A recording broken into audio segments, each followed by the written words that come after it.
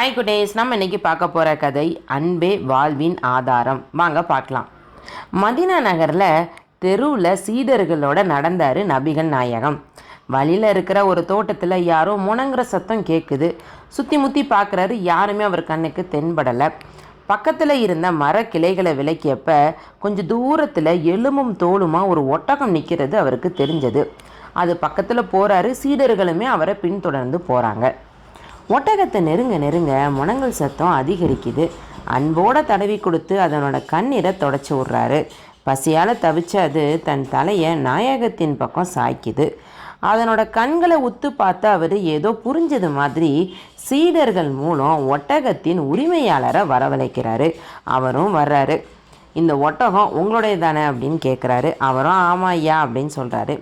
இதன் தேவையை பூர்த்தி செய்வது உங்கள் கடமை தானே அப்படின்னு கேட்குறாரு. ஆமாம், அதில் என்ன சந்தேகம் அப்படின்னு அவர் கேட்குறாரு. எனக்கும் சந்தேகம் இல்லை அப்படின்னு நாயகம் சொல்கிறாரு.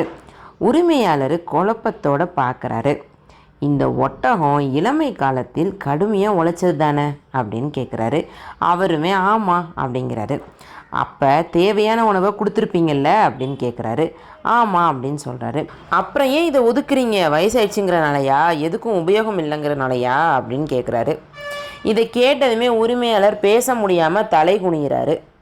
எப்பயுமே பயன் கருதி பிறருக்கு உதவுவது கீழான குணம்.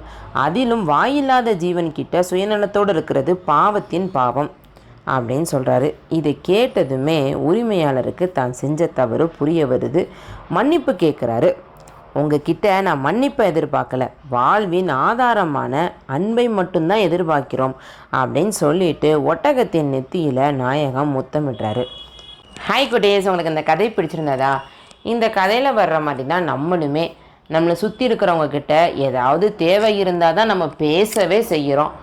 நம்மளுமே மற்ற உயிரினங்கள்கிட்ட அன்பு செலுத்த பழகுவோம். ஓகேவா குட்டீஸ்? நன்றி, வணக்கம்.